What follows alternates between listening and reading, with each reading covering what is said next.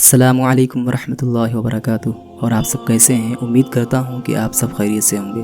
دوستو، اللہ پاک نے ہر قوم کے رشد و ہدایت کے لیے کسی نہ کسی نبی کو اس کائنات کے اندر بھیجا ہے۔ قرآن اور حدیث میں جن انبیاء کے ناموں کا ذکر ہے ان کی تعداد 100 کے قریب ہے، جبکہ اللہ پاک نے تقریباً 1,24,000 پیغمبر بھیجے۔ جب اللہ پاک نے قرآن میں یہ فرما دیا کہ میں نے ہر قوم کے لیے نبی بھیجا ہے، تو پھر ہزاروں سالہ تہذیب رکھنے والا ہندوستان کیسے نبی سے محروم رہ سکتا ہے؟ ہندوؤں کی مشہور مذہبی کتابوں میں ایک خالق و مالک، جنت و دوزخ اور آخرت کا تصور موجود ہے۔ اس کے علاوہ سرور کائنات، فخر دو جہاں حضرت محمد مصطفیٰ صلی اللہ علیہ وسلم کے بارے میں بھی واضح پیشن گوئیاں ہندو مت کی کتابوں میں موجود ہیں۔ سنسکرت اور ہندو مذہب کے مایانات پروفیسر،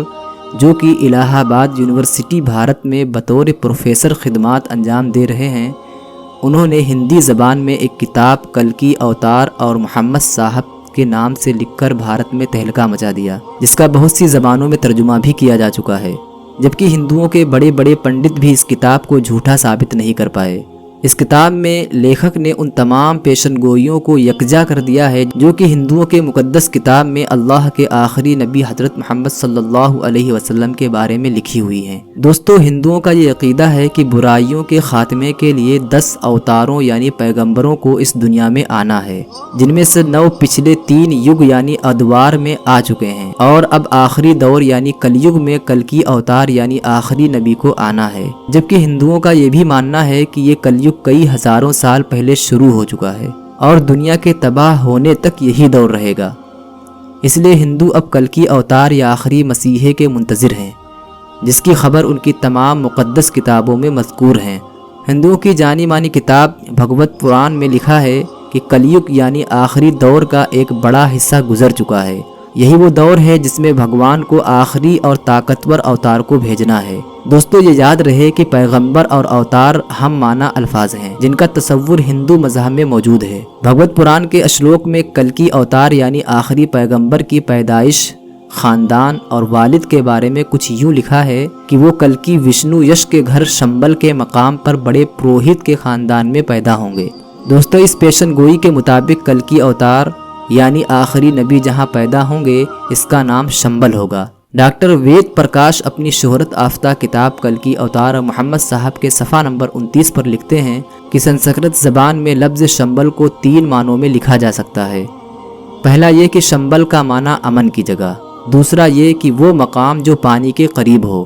اور تیسرا معنی یہ ہے کہ ایسا مقام جس کی طرف لوگ کھینچے چلے جائیں، اور یہ سب جانتے ہیں کہ دنیا بھر میں مکہ کے علاوہ ایسا کوئی مقام نہیں ہے۔ اس پیشن گوئی میں دوسری بات یہ بتائی گئی کہ کلکی یعنی پیغمبر اس شہر کے بڑے پروہت کے گھر میں پیدا ہوں گے، اور یہ ایک معروف حقیقت ہے کہ نبی اکرم صلی اللہ علیہ وسلم کے دادا جان جناب عبد المطلب قریش مکہ کے سردار اور بیت اللہ کے متولی تھے۔ زیر نظر پیشن گوئی میں کلکی اوتار یعنی آخری نبی کے والد کا نام وشنو یش لکھا گیا ہے۔ وشنو یش کی تعریف ہندوؤں کی مقدس کتاب یجروید میں اس طرح بیان کی گئی ہے کہ وشنو خدا کا نام ہے، اور یش کا معنی بندہ یا غلام ہے، یعنی وشنو یش کا مطلب ہوگا اللہ کا بندہ۔ جبکہ محمد صلی اللہ علیہ وسلم کے والد محترم کا نام بھی عبداللہ یعنی اللہ کا بندہ ہے۔ اس طرح سے کلکی پران کے صفحہ نمبر 11 پر کلکی اوتار یعنی آخری نبی کی والدہ کا نام سومتی لکھا گیا ہے۔ سنسکرت میں اس کے معنی پرامن یا امن والی کے ہیں،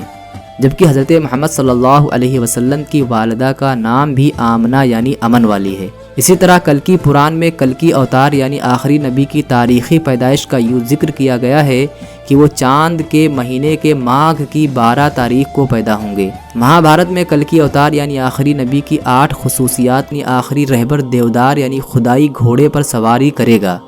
جبکہ محمد مصطفیٰ صلی اللہ علیہ وسلم نے اللہ کے بھیجے نایاب براق پر سفر معراج کیا، اور ہندو جس کلکی اوتار کا انتظار کر رہے ہیں وہ کوئی اور نہیں بلکہ محمد مصطفیٰ صلی اللہ علیہ وسلم ہی ہیں۔ کلکی پران نامی ہندی کتاب کے صفحہ نمبر 5 میں کلکی اوتار یعنی آخری نبی کی یہ پیشن گوئی بھی کی گئی ہے کہ وہ اپنے 4 ساتھیوں کے ساتھ مل کر شیطان کو تباہ کر دے گا، اور اس کے علاوہ ایک اور اہم پیشن گوئی یہ بھی ہے کہ جس کا ترجمہ یوں ہے کہ جنگ کے میدان میں ان کے دیوتاؤں یعنی فرشتوں کے ذریعے مدد کی جائے گی، جبکہ ہندو مذہب میں فرشتوں کے لیے دیوتا کا لفظ عام استعمال کیا جاتا ہے۔ اب اگر دیکھا جائے تو نبی مکرم صلی اللہ علیہ وسلم کی فرشتوں کے ذریعے سے کئی مرتبہ مختلف غزوات میں مدد کی گئی،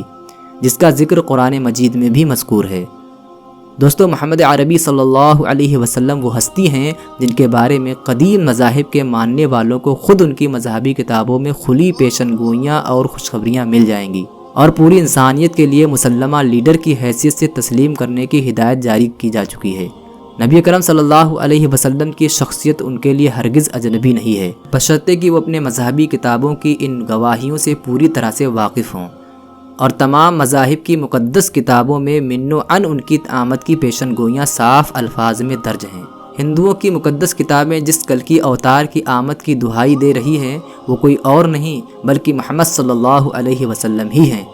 جن کی آمد کے بعد اب کسی نبی، رسول اور رہبر کو ہرگز نہیں آنا۔ نجات اسی میں ہے کہ نبی کریم صلی اللہ علیہ وسلم اور ان کے پیغامات کو دل و جان سے مان لیا جائے۔ دوستو، آخر میں آپ کو یہ بتاتے چلیں کہ تمام انسان نبی کریم صلی اللہ علیہ وسلم کی امت میں داخل ہیں، البتہ جنہوں نے حضور کو نبی مان کر آپ کی تمام باتوں کی تصدیق کی اور کلمہ طیبہ کا اقرار کیا تو ایسے لوگ مسلمان اور امت اجابت کہلاتے ہیں، اور جنہوں نے آپ کو نبی نہ مان کر آپ کی باتوں اور کلمے کا انکار کیا تو ایسے لوگ غیر مسلم اور امت دعوت کہلاتے ہیں۔ اللہ پاک مجھے اور اس ویڈیو کو دیکھنے والے ہر انسان کو نبی محترم صلی اللہ علیہ وسلم کی زیارت نصیب فرمائے، اور بروز قیامت ہمیں رسول اللہ صلی اللہ علیہ وسلم کی شفاعت کا دامن نصیب فرمائے۔ آمین۔